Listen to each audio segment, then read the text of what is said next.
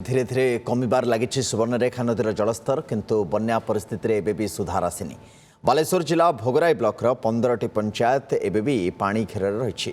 अनेक स्थान में रास्ता उपरे प्राय 4 फुट पानी चलुथिबारु जोगाजोग संपूर्ण विच्छिन्न हो पड़ी।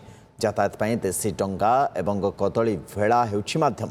चाष जमी में पानी माड़ी जिबारु चाषींकर व्यापक क्षयक्षति होछि।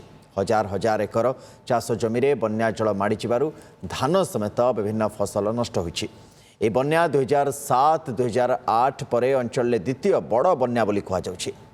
अधिक सूचना देवाई आम सहित अजित दास आम सहयोगी जोड़ी होती। अजित, रियलिस्टिकली वर्तमान परिस्थिति से कौन जो माने दुर्दशा भोगुले एवं तो आम समस्ते देखुं जे से दुर्दशा कमिनी एवं भी कमिनी किंतु कौन पानी यथेष्ट कमिला कि देखो सुवर्णरेखार जलस्तर कमी विपद संकेत तले प्रभावित होची पानी मात्र जदि कही परिबा भोगराई ब्लॉक रे बर्तमान एबे भी 15 पंचायत प्रभावित कारण तलिया अंचल रे एबे भी 5 फुट ऊपर पानी रास्ता पर जाउची। लोक माने बहुत विपद संकेत अवस्था यातायात करते एवं बर्तमान मध्य कदली भेड़ा एवं देशी डंगा होची भरोसा कारण लोक माने यातायात करते विपद संकुल अवस्था बर्तमान सुधा जोगाजोग विच्छिन्न केवल देशी डंगा साहाय्य परिवार जन लोक रास्ता को आसुचंती एवं मार्केटिंग करी पुणी घर को फेरुचंती।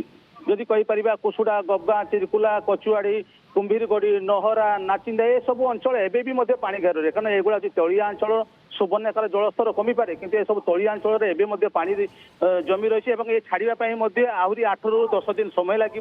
चाष कथा कहले नसरे कारण चाष संपूर्ण नष्ट हो गलानी। हेक्टर हेक्टर चाष जमी बर्तमान जो तली रुआ जाता से संपूर्ण नष्ट हो जाए।